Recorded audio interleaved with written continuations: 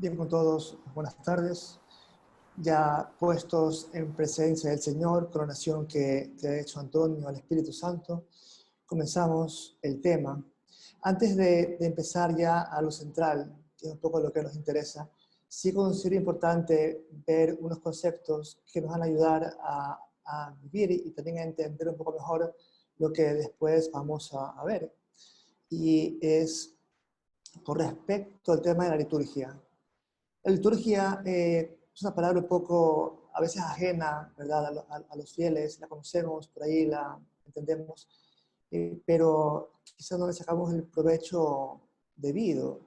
La liturgia la entendemos de manera sencilla como el marco en el cual se actualiza nuestra salvación. La salvación no es un hecho pasado solamente, sino que se hace presente en el hoy de nuestra vida. De hecho, en concreto, se hace presente en cada misa. La liturgia es ese marco, decía, en que se hace presente la historia de nuestra salvación. El catecismo de la Iglesia habla de ella como la bendición divina que es revelada y también comunicada a nosotros, comunicada a los fieles. La lámina número 1 nos muestra un poco eso, ¿no? Lo que hasta ahora hemos dicho. Una bendición divina que es revelada y nos es comunicada. Pero la liturgia es también el modo en que Dios nos dice cómo Él quiere ser adorado. No es el hombre quien elige o quien decide cómo adorarlo o cómo darle gloria o cómo agradecerle, sino que es Dios quien nos dice cómo hacerlo. Hay también la importancia de que cada párroco respete la liturgia de vida, ¿no? Y vamos a ver un poco pasajes del Antiguo Testamento en los cuales se puede ver esto, ¿no? La liturgia ha sido tomada también en parte en su fondo de lo que encontramos en la Antigua Alianza, ¿no? Por ejemplo, en Éxodo 25, 26, más adelante veremos. Dice, por ejemplo, cuando Dios le dice a Moisés cómo tienen que ser las ofrendas al santuario, le dice, esta es la ofrenda que habéis de recoger, oro, plata y bronce, púrpura violácea, púrpura escarlata y carmesí, lino fino, pelo de cabra, pieles de carnero teñidas de rojo, pieles selectas y maderas de acacia, aceite para las lámparas, aromas para el óleo de unción, ¿verdad?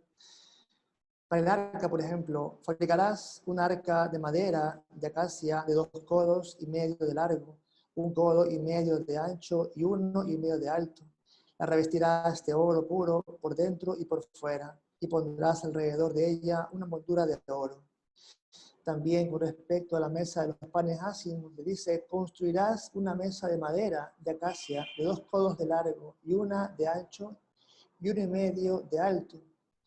Para el candelabro de oro, labrarás también un candelabro de oro puro. El candelabro, su pie y su fuste serán de oro macizo. Sus cálices, corolas y flores formarán un cuerpo con él.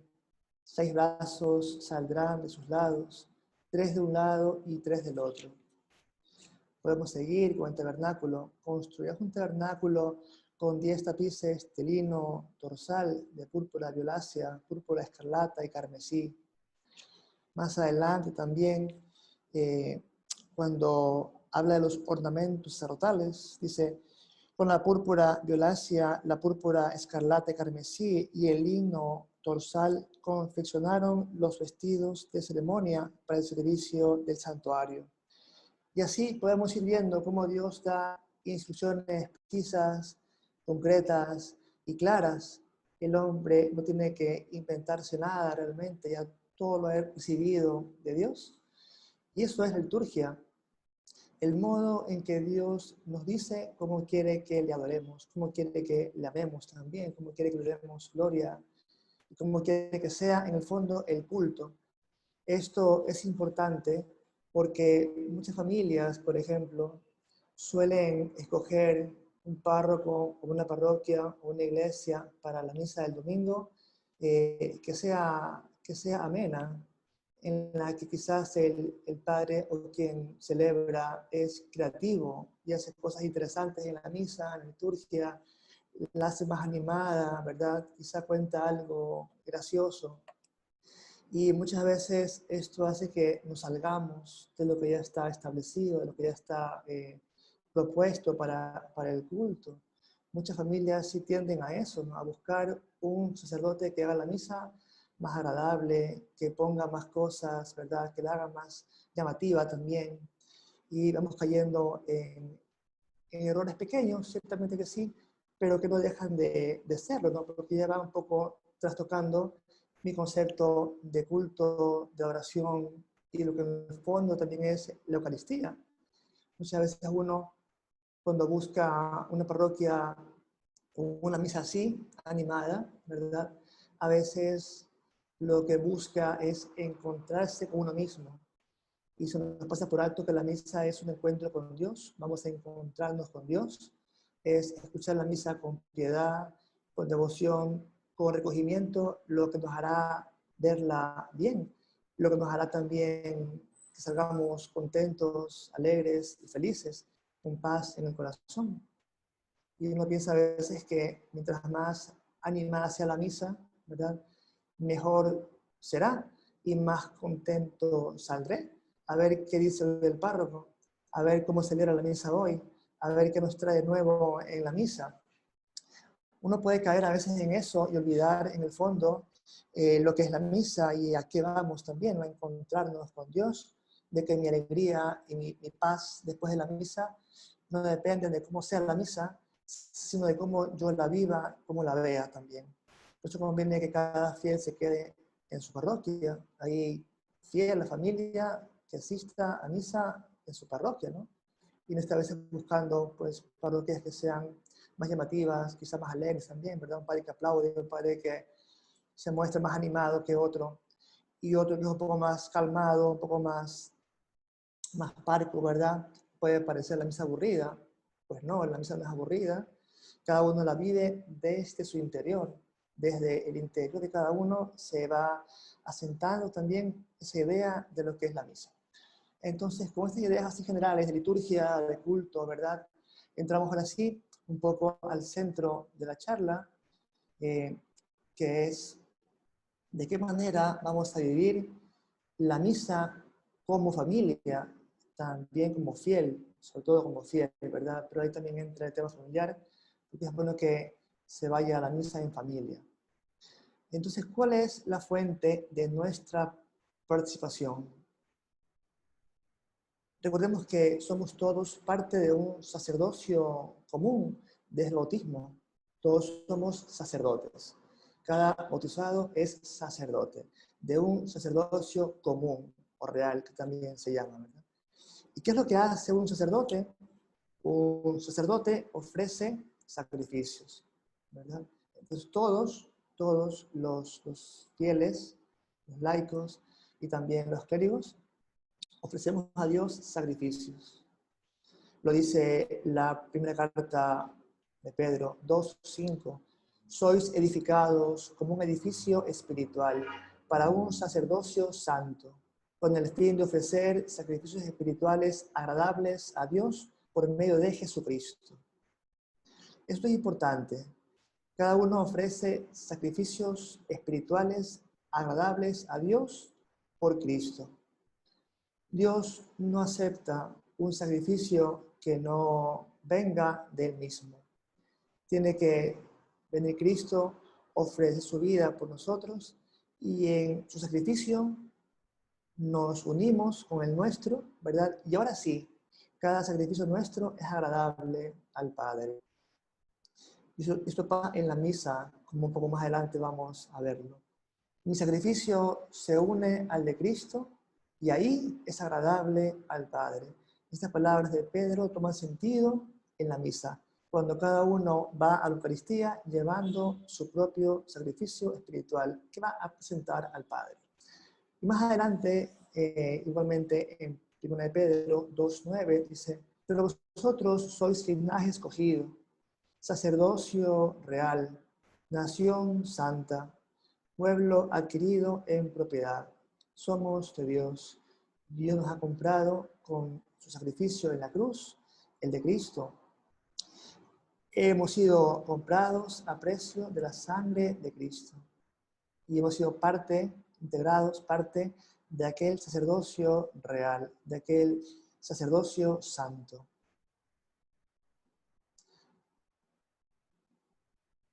Seguimos con la siguiente lámina y vamos a ir viendo un poco más a fondo esto, ¿verdad? Temas importantes que creo que es necesario que lo veamos. ¿Cuál es la diferencia o la distinción más bien entre el sacerdocio ministerial, el mío por ejemplo, y el real o común de ustedes, de los laicos? Pues que mi sacerdocio está para favorecer al de ustedes. Decía hace un momento, ¿en qué tiempo ustedes como laicos ofrecen a Dios su propio sacrificio espiritual? En la misa. ¿Y en virtud de quién lo hacen? De quien la preside. Entonces, el sacerdote favorece que sus fieles puedan ofrecer su propio sacrificio. Es justamente allí, en la misa, a través del sacerdote que la celebra, ¿verdad? Donde cada uno se ofrece a sí mismo, se une a Cristo en su sacrificio propio, y ahora sí, mi sacrificio es agradable al Padre. Solamente allí, en ese momento, lo que yo quiera entregar al Padre será agradable a sus ojos, porque me he unido al sacrificio de Cristo. Ahí está la distinción entre un sacerdocio y otro, que no es un sacerdocio de orden solamente jerárquico, que lo es, de paso, pero también es un servicio. La distinción es que mi sacerdocio está para servir al de ustedes. El sacerdocio ministerial sirve al sacerdocio común. ¿Y cómo se da esta participación de ustedes? ¿Cómo pueden ustedes participar de la Eucaristía? ¿De qué manera se van uniendo al sacrificio de Cristo en la cruz? El Concilio Vaticano II nos da una idea clave, es central. Esto que dice el Concilio en la Sacrosanctum Concilium número 14 dice: la Santa Madre Iglesia desea ardientemente que se lleve a todos los fieles a aquella participación, dice, plena, consciente y activa en las celebraciones litúrgicas. Plena, consciente y activa. También la Lumen Gentium, otro documento del Concilio, dice que la Eucaristía es fuente y culmen de toda vida cristiana. Esta frase vamos a dejarla para el final y la vamos a explicar con más detenimiento más adelante. Plena, consciente y activa. Vamos a ver qué significan cada una de estas palabras. Plena, que sea plena, dice que esta participación tiene que ver con el esfuerzo. Que sea consciente tiene que ver con el conocimiento. Y que sea activa tiene que ver con la entrega. ¿Por qué que sea plena tiene que ver con el esfuerzo? Porque mi atención tiene que ser total. También debo estar allí en la misa con los 5 sentidos. Es un esfuerzo porque aquello cuesta. No es fácil estar concentrado.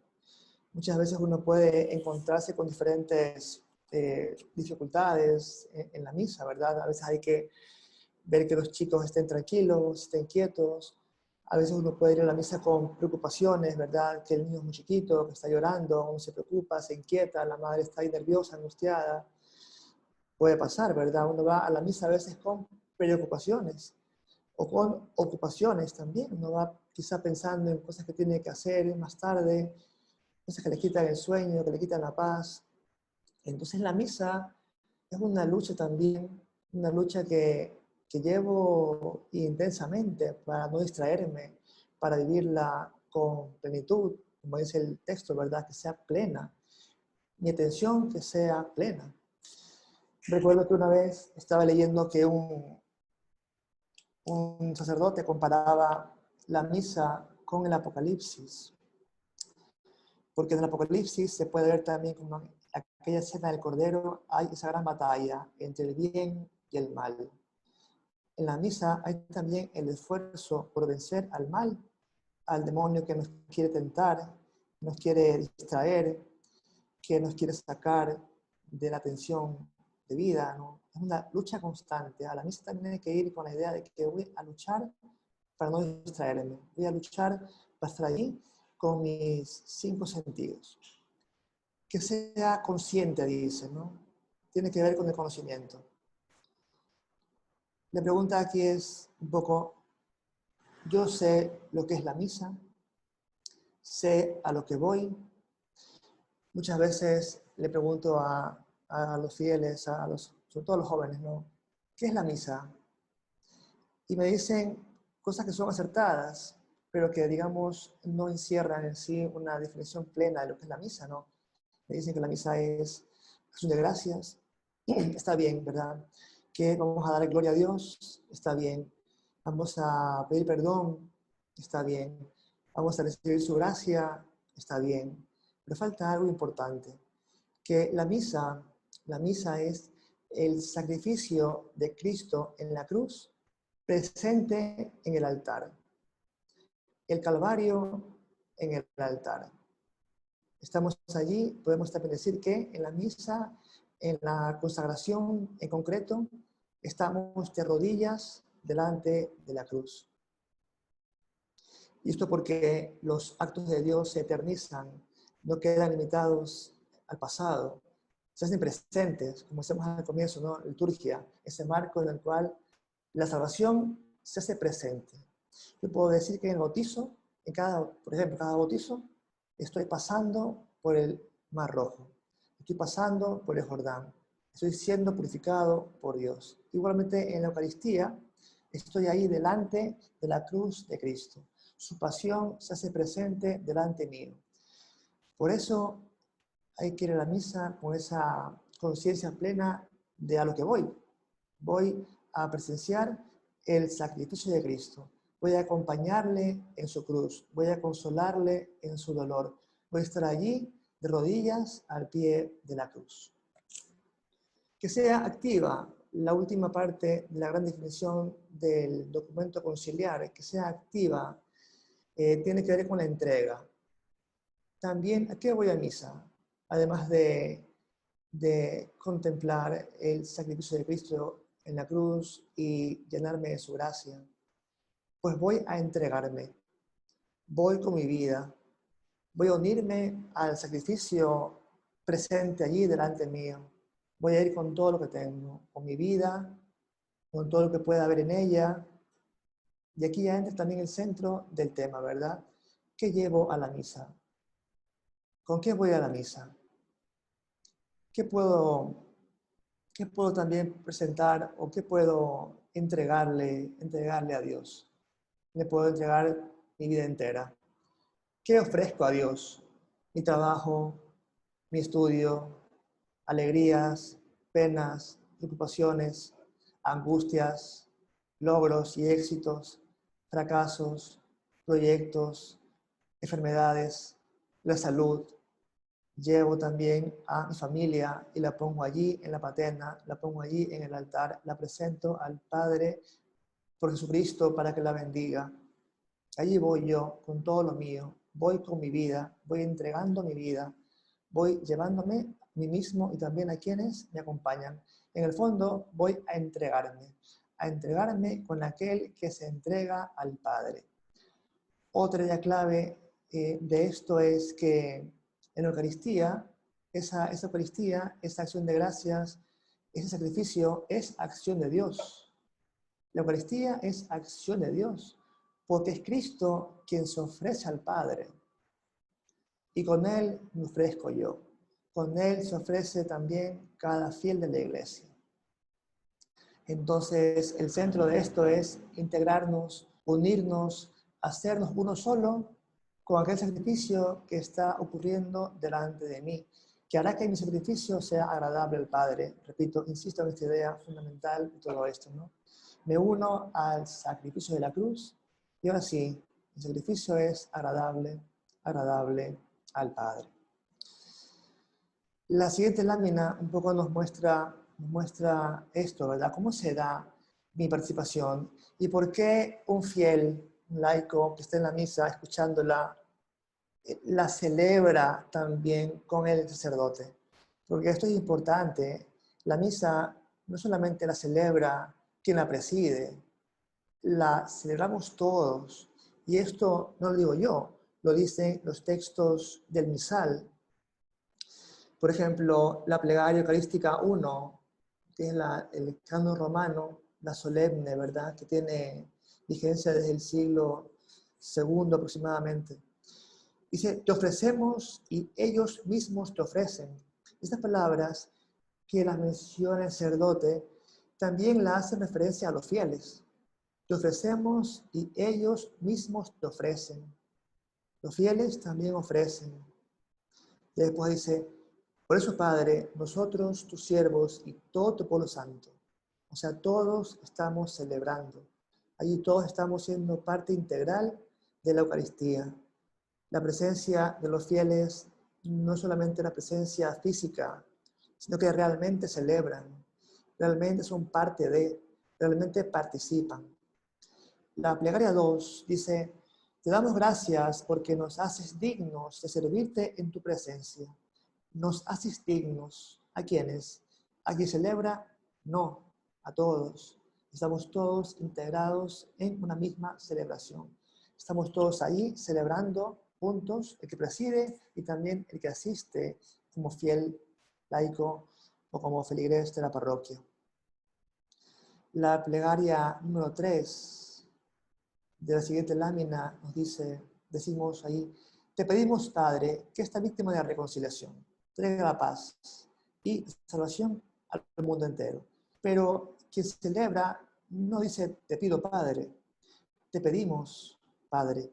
Todos los reunidos aquí en la asamblea te pedimos. Los fieles y yo te pedimos, Padre. Y finalmente, en la plegaria número 4, también otra vez esta idea. Te pedimos humildemente, Padre Santo, que nos aceptes también a nosotros juntamente con tu Hijo. Una vez más, esta realidad de que quien se ofrece es Cristo al Padre, pero en Él también nosotros. Todos somos parte de la celebración. Todos estamos allí unidos, celebrando. El fiel también celebra. Más adelante ya en esta lámina que sigue, ¿verdad? Ya vimos qué ofrecemos, ¿verdad? Decíamos que ofrecemos pues toda nuestra vida, todo lo que se da en nosotros, todo lo que pase, ¿no? Lo repito, alegrías, penas, gozos, proyectos, todo, ¿no? Todo lo llevo a la misa, lo llevo al altar. Pero hay también una condición importante y es ir preparados. Si no nos dispersamos en lo que pasa a nuestro alrededor, que sea frío, que sea calor, que mucha gente, que poca gente, que no se oye, que falló el coro, que falló la música, que falló el audio. Entonces, ir preparados. ¿Para qué? Para que estas cosas externas no nos separen del amor a Dios en la misa que voy a celebrar juntamente con quien la preside. Importante esto de que hay una preparación para la misa. Preparación que tiene que ser primero remota, es decir, con días de anticipación. Sí, días, porque días antes yo voy ofreciendo mi sacrificio, ofreciendo mi estudio. Si tengo una pena, se lo ofrezco a Dios. Si tengo un gozo, le doy gracias. Si tengo un problema, se lo encargo en oración. Si tengo una alegría también, que tengo cualquier cosa, lo pongo en presencia de Dios. Por eso la preparación es remota, días antes, ¿verdad? Días antes. Voy ya presentándole a Dios lo que voy a llevarle en la misa. Y también una preparación que es más cercana, que es más próxima, como se dice, ¿no? Ya un poco antes de ir a la iglesia, ir recogidos, ir en silencio, si es posible, ir de camino a la iglesia rezando en silencio. Y yo insisto en que muchas veces vamos muy dispersos a la iglesia y nos gana la tentación de la distracción, de la tristeza, de la tibieza y del desánimo también, ¿verdad? Y quedamos en cosas como la misa repetitiva, otra vez lo mismo, siempre lo mismo, pero es por falta de preparación remota y próxima. Incluso hay que hacer el esfuerzo, ¿verdad? Porque la preparación próxima puede ser la más difícil. A veces los niños en casa se demoran, uno va perdiendo la paciencia ya antes de llegar a la iglesia, ¿no? Van en el carro discutiendo, se van vistiendo en el camino y a veces es complicado concentrarse, es complicado ir preparados, es complicado ir en silencio, ir recogidos, sumergidos al misterio que vamos a celebrar.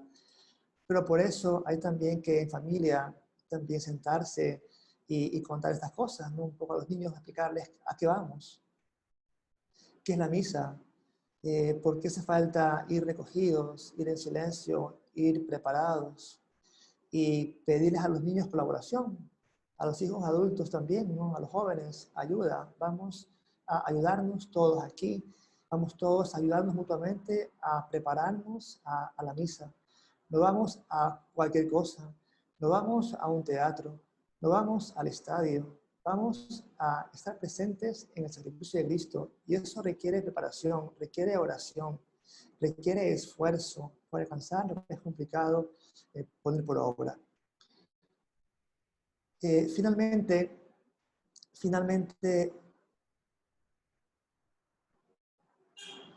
la última parte de la lámina nos hablaba de la comunión, si no me equivoco, ¿no? ¿Por qué la comunión, por qué la misa fortalece la comunión familiar? Porque, en primer lugar, la misa es comunión en sí misma, comunión de toda la iglesia. Así esté un fiel en la misa, ahí está toda la iglesia. Así está celebrando el sacerdote él solo, ahí está toda la iglesia. La misa es comunión y la misa favorece también que en la familia haya esta comunión.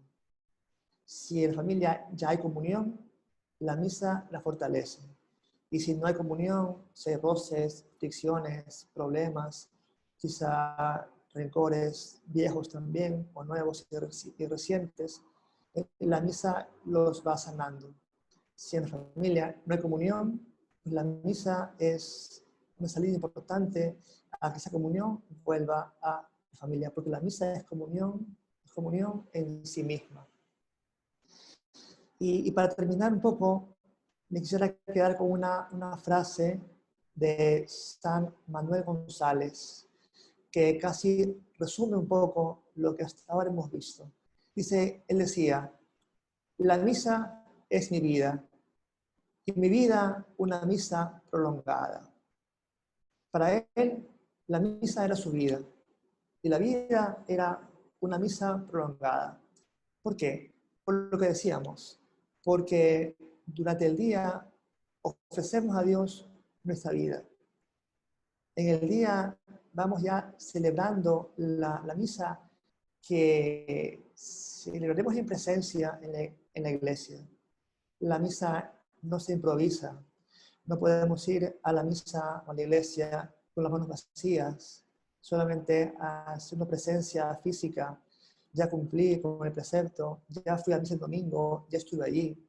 Es mucho más que eso. La misa es mi vida una misa prolongada.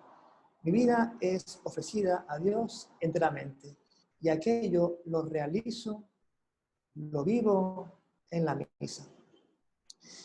También decíamos que la misa es fuente y culmen de la vida cristiana, ¿verdad? Fuente y también dice cima.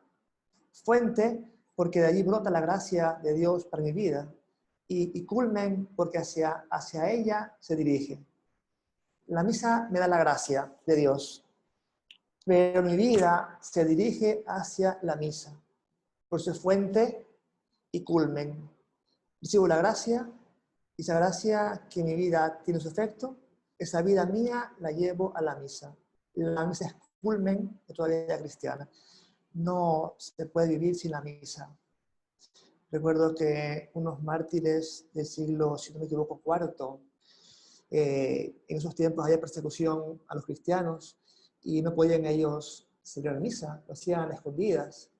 Entonces los descubren, los encuentran celebrando la misa, los acusan, los juzgan y los martirizan. Pero antes de martirizarlos, antes de darles el martirio, les preguntaban por qué celebraban si estaba prohibido y por qué lo hacían a escondidas. Y su respuesta fue, porque sin el domingo no podemos. O sea, sin la misa, sin la Eucaristía, no podemos. Yo no sé si es que de pronto tienen experiencia de ir a misa frecuentemente, ¿verdad? Todos los días, los domingos, y de pronto 1 o 2 días no van, ya sienten que falta algo. Se sienten hasta un poco impuros también, ¿no? Un poco sucios, ¿no? Falta la limpieza, falta la purificación. Es que es eso, ¿no? El alma que ya se hace un buen hábito eucarístico, ya la necesita. Sin el domingo no podemos. Bueno, pues hasta ahora esto es un poco lo que tenía pensado darles, algo breve, ¿verdad? Pero que espero que les pueda ayudar a vivir mejor la Eucaristía que ustedes puedan vivir, entender. Claro que Si sí, tienen padre. preguntas, ¿sí? ¿Sí? Sí, claro que sí. Muchas gracias, padre. Excelente la intervención. Realmente me han saltado varias preguntas. Sin embargo, vamos a empezar con una pregunta que pusieron en el chat, que la realiza Luis Morales y dice, ¿una misa sin sermón estaría completa? Bueno, completa, se puede decir que sí. Sin embargo, hay que saber que para, para el sacerdote es obligación predicar solamente el domingo. Ahí sí es obligación. De lunes a sábado es opcional. De hecho, suele ser que no se hace, aunque muchos sí lo hacemos todos los días, predicamos un poco, más que sea 3 minutos, ¿verdad? Aunque no es obligación. El domingo sí, es obligación predicar en todas las misas.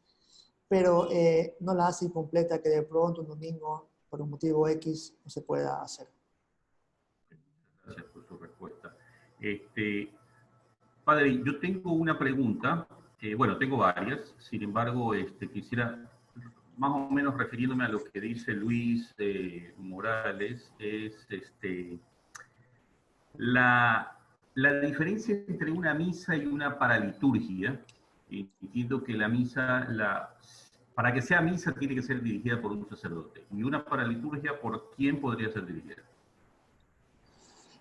La diferencia básicamente es que en la misa hay sacrificio y en la liturgia de la palabra no lo hay. El sacerdote puede celebrar la misa y también la paraliturgia. Depende si es que lo hace con o sin sacrificio, o sea, con o sin consagración. Y bueno, ¿quién puede celebrar la paraliturgia? La puede celebrar un ministro calificado que ha recibido un ministerio que se llama el acolitado, que le faculta a celebrarla, ¿verdad?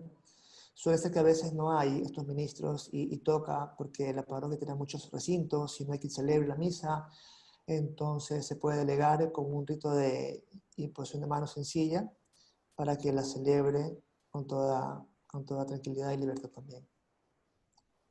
Muchas gracias. Al principio de su intervención nos manifestó de que debe ser muy importante que nosotros nos mantengamos en la parroquia que se haya sido asignada.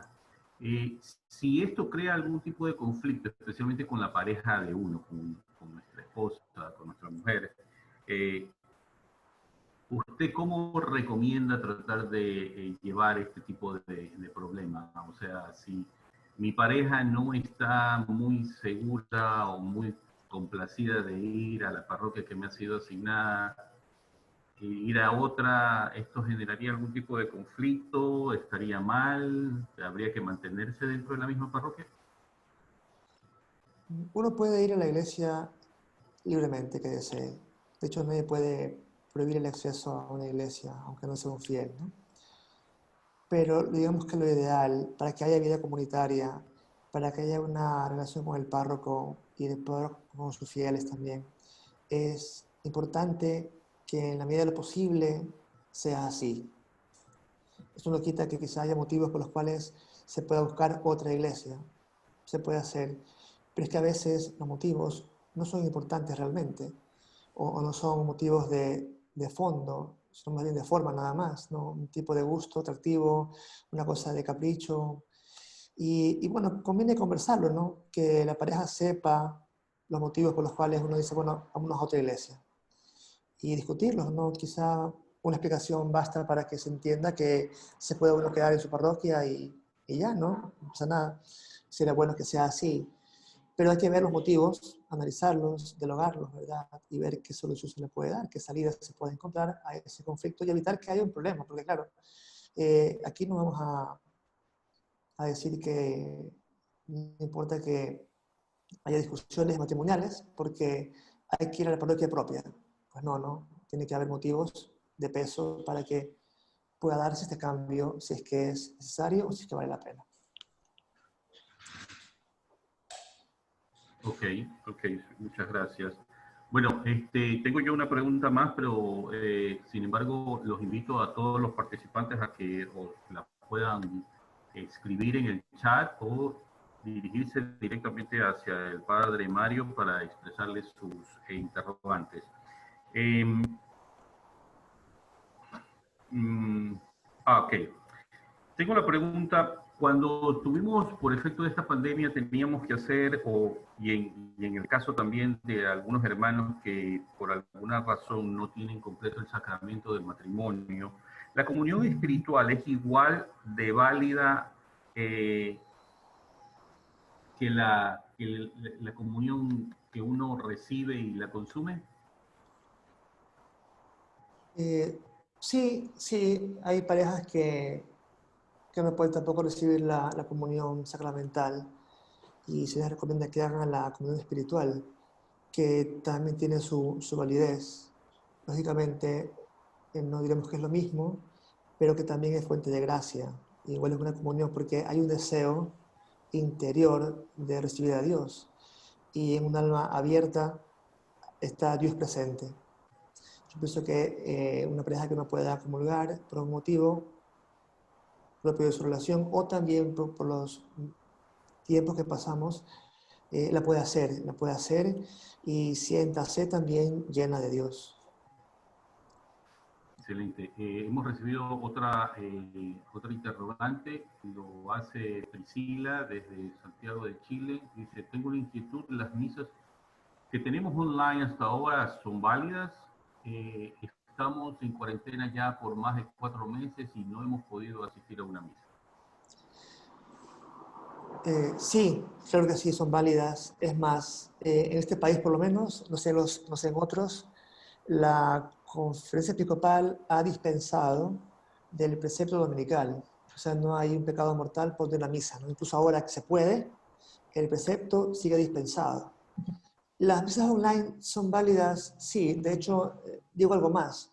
Es mejor que sean en directo a que sea una grabación que después voy a ver o más tarde.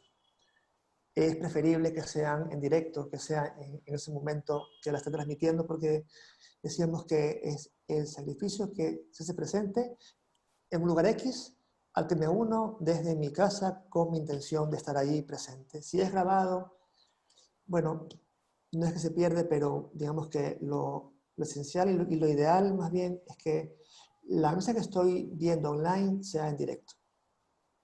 Excelente. Padre, ¿cómo está? Carlos Traslaviña. Habíamos hablado hace un tiempo. ¿Está? Usted al principio comentaba que sí que debemos ir a la misa a entregarnos, pero también hay un feeling con el sacerdote normalmente. Muchas veces pasa que vamos a la iglesia de nuestro barrio y tuvimos un excelente párroco, tuvo muy buena confianza, tuvimos buena confianza y fue trasladado a otra iglesia. Yo voy detrás de él, no por la iglesia, por él. Entonces, la cuestión va es si nosotros vamos a entregarnos a la misa, a entender la misa, pero cuando tenemos ese feeling precisamente con un párroco o con un sacerdote y vamos detrás de él a donde él vaya, ahí cómo podemos nosotros manejar la situación de que vamos a misa estrictamente es a entregarnos, no por el Padre, porque usted mencionaba mucho que sí, que vemos curas que hacen la misa agradable o que hacen cosas diferentes, o muchas veces sucede que es más por el feeling, la confianza que hay con el sacerdote. ¿Cómo usted piensa eso? O sea, Bueno, insisto, hay libertad para hacerlo, ¿no? Yo sí sugiero siempre, en el medida de lo posible, que se mantengan en la parroquia. Bueno, si hay esta afinidad con el párroco y la quieren mantener, eh, hay también otras formas de hacerlo, ¿verdad? Uno puede visitarlo de vez en cuando, eh, quizá un par de veces al mes, tener un tipo de diálogo con él, no perder comunicación, ¿verdad?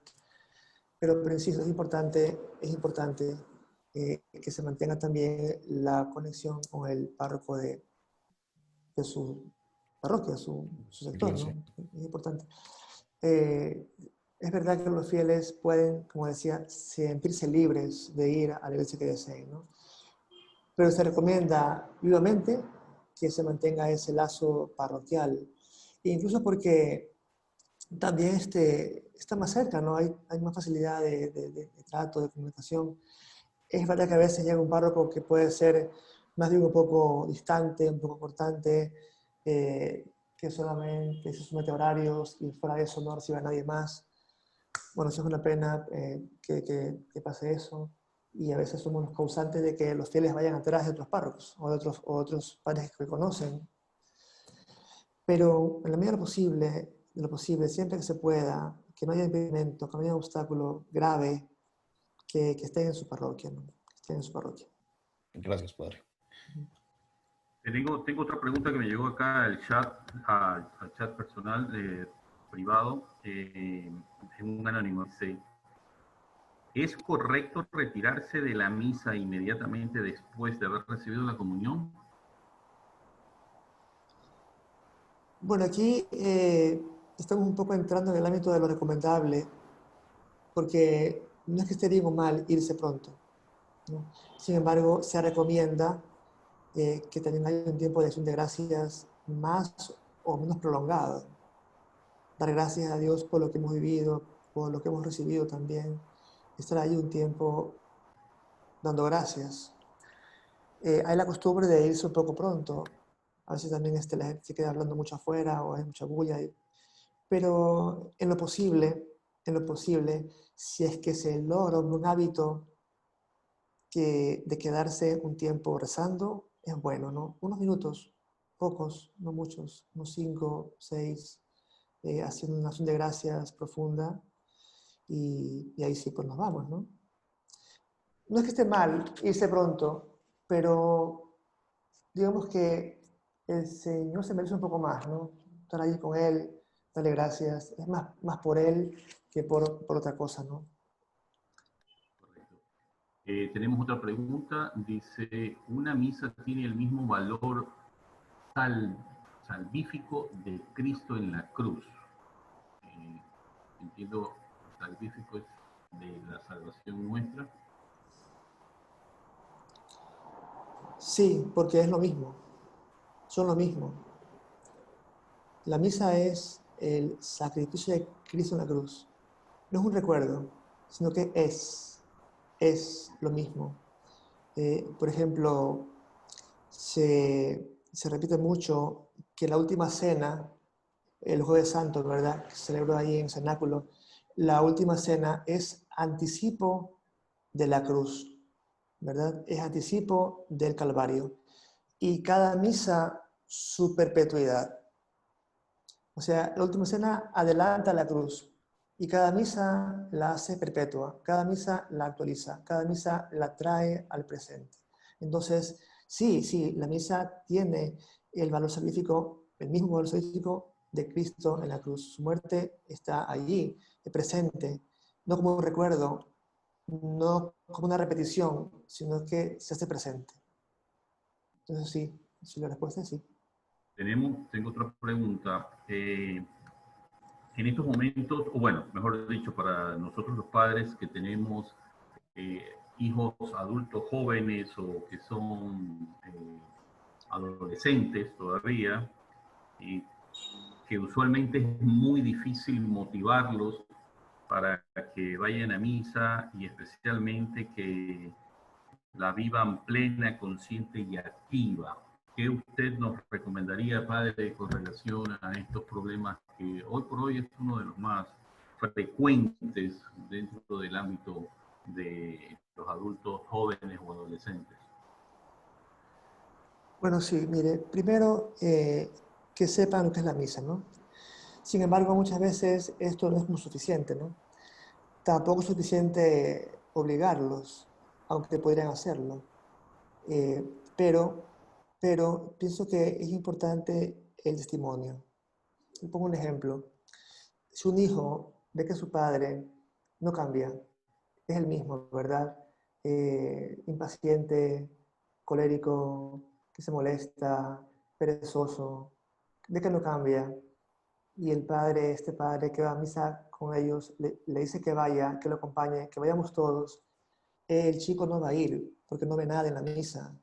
Pero si el joven ve que su papá va cambiando, va creciendo, sus padres, ¿no? Va cambiando, se quieren, se respetan, buscan mejorar su vida conyugal, su vida de padres, y son mejores personas, y eso lo vinculan con la misa, se van a dar cuenta y van a comenzar a ir ellos solos. Pero tiene que darse ese ejemplo vivo, que los hijos vean que la misa tiene un efecto en sus padres. Eso los va a mover más que otra cosa. Que den ejemplo y testimonio de que la misa, perdón, en la vida de cada uno de los padres tiene su efecto y los transforma. Sentido. ¿Alguna otra pregunta? ¿Alguna otra interrogante para el padre y la Antonio, yo tengo una. charla? Claro. Sí, esto, usted decía que hay que prepararse, ¿verdad? Antes de ir a misa. ¿Hay algún efecto secundario, vamos a decir, o cuando uno, antes de ir a misa, ¿verdad? Va con la pareja, pero entran, antes de, hay una pelea, hay un enfado, yo creo que eso es muy común en familias, ¿verdad? Antes de que, mira, que llegamos tarde, que hay algún efecto, hay algo que haya esa discordancia, ese malestar antes de llegar a misa. O No. Lo importante es que haya la lucha y el deseo de estar preparados, ¿no? Ya si es que en el camino, a pesar de mis esfuerzos, hay discusiones, enojos, incluso retrasos, ¿no? Por eso está el acto de contrición al comienzo, que me purifica y me deja limpio para la misa. Incluso en la misa hay también diferentes momentos para uno irse purificando, ¿no? Primero está ese acto de contrición, primero. Segundo está la escucha de la palabra, que también purifica. Y tercero, la comunión, que me borra los pecados veniales. Entonces, mientras haya lucha espiritual, hay progreso. Y a pesar que haya caídas, ¿verdad? La misma misa me ayuda a purificarlas y a limpiarlas. Eh, siendo consecutivo o consistente con lo que acaba de preguntar Luis Laborda, ¿tiene que ver o lo podríamos asociar con la influencia del mundo o del demonio, este tipo de eventos de discordancia, peleas, cuando uno el domingo se va a dirigir a la misa? Solamente son cosas de nosotros, los seres humanos, nada más. Bueno, puede ser, hay las dos cosas, ¿no? El demonio siempre está allí tentando más fuertemente a quienes buscan a Dios, entonces va a estar allí la tentación. Pero también es verdad que a veces hay como debilidades humanas, ¿no? Fragilidades que uno puede tener, defectos, uno puede ser más sensible a una cosa que a otra, entonces viene la discusión, la inconformidad o la molestia, pero digamos que pueden ser las dos cosas, ¿no? Ahí está, hay un poco de todo, digamos. ¿Alguna otra pregunta? ¿Algo adicional? Sí. Padre, o sea, Sí. esto va relacionado parte de lo que nos han enseñado normalmente como católicos y también pues ahorita lo que se está viviendo a nivel mundial. normalmente nos enseñan a tener todos nuestros sacramentos, a que debemos ir a misa, a tomar la comunión. Muchas veces no tomamos la comunión y no la tomamos por años, porque no nos confesamos o porque tenemos el pretexto de que yo a un sacerdote no le digo mis pecados, o bueno, hay infinidad de excusas, ¿cierto? O simplemente hay veces decimos nosotros conscientemente, no tomo la comunión hoy, debo confesarme. Entonces, en parte, la primera parte es esta. Es obligatorio, entre comillas, si yo estoy confesado, si yo estoy absuelto de mis pecados, ¿debo tomar la comunión en la misa? ¿O puedo decir, no la voy a tomar hoy? ¿O puedo tener esa libertad? ¿O sí necesariamente es obligatorio tener la comunión? Ajá. Bueno, nadie está obligado a comulgar, pero si está en gracia el alma, ¿por qué no hacerlo? De hecho, si uno puede, digamos que tenga pecados veniales solamente, ¿no? Se confesó hace una semana y tiene pecados veniales, son pecados leves, y puede comulgar. Sí, la comunión los borra incluso. Siempre que también haya la intención de, pues, cuanto pueda rápido confesarse, ¿no? Si hay pecados mortales, pues sí, confesarse, ¿no? Inmediatamente, o antes de la comunión próxima. Pero si no hay pecados mortales, ¿por qué no comulgar? A veces también, recuerdo que una vez una persona quería ofrecerle a Dios el sacrificio de no comulgar, porque estaba pidiendo algo. Entonces le ofrecía no comulgar, porque para esa persona comulgar era algo grande, ¿no? Era algo pues, sublime y quería privarse de ese beneficio. Pero aquí no aplica esto, porque la comunión se ha recibido del Señor y nuestra alma lo necesita. No podemos prescindir de la comunión pudiendo hacerlo. No es que esté prohibido o se pueda, sino que si estamos preparados, pues ¿por qué no recibirla? ¿No? ¿Y por qué no hacerlo con frecuencia también? Todos los días si es posible. Y en No sé esta, si... perdón, Ah, sí, sí, que sí. continúe, No, continúe. no, no dígame, dígame. Le preguntaste si Okay. estaba respondiendo la pregunta. Y en esta época, en esta situación que se vive ahorita, eh, ¿cómo se está manejando la confesión?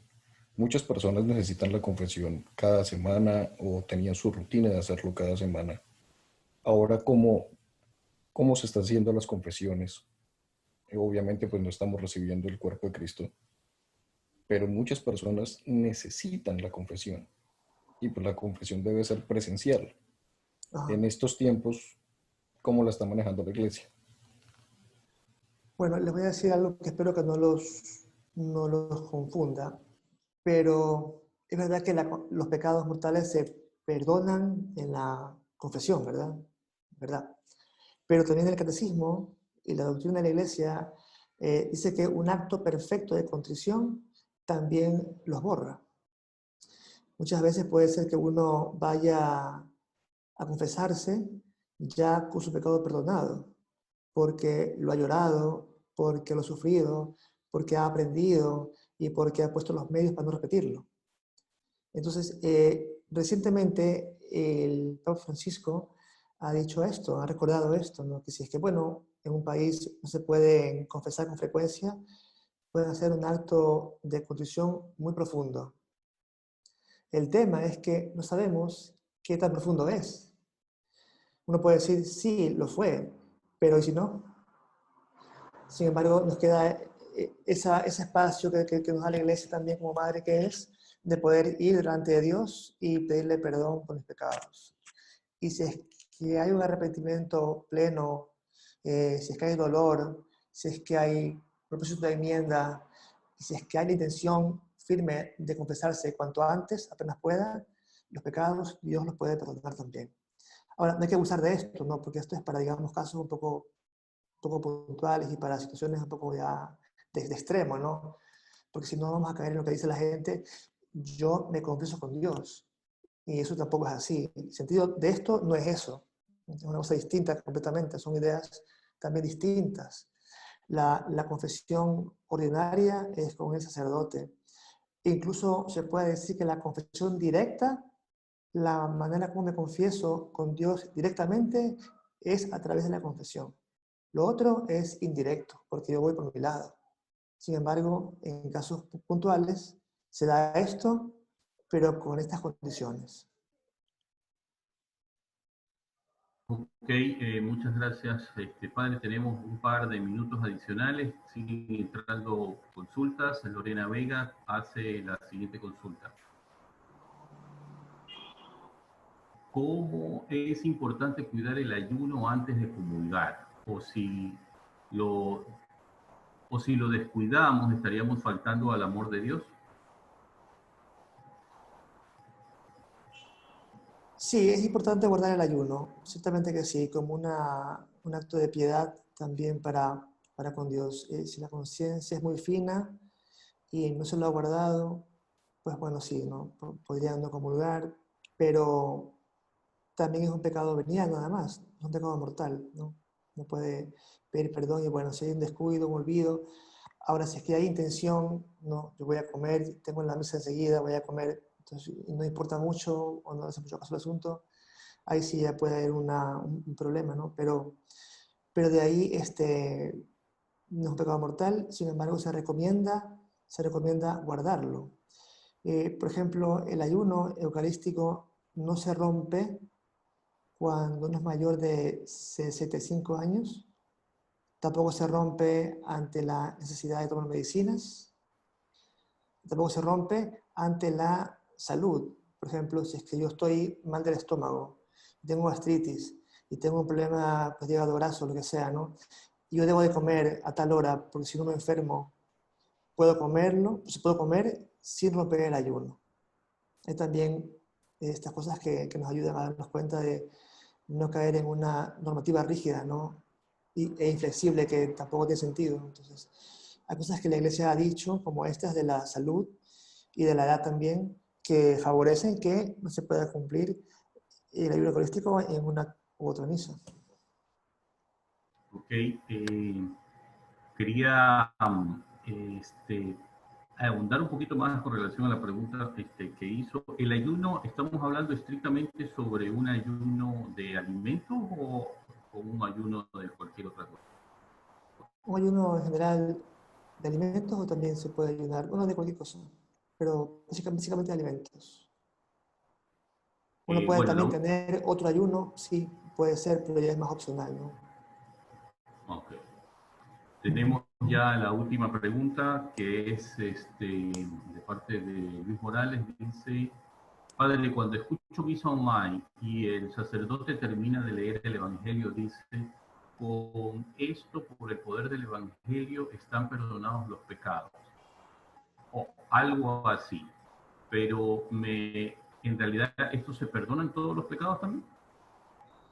Eh, sí, como decía en la misa, la lectura del Evangelio tiene ese efecto, el de perdonar los pecados veniales.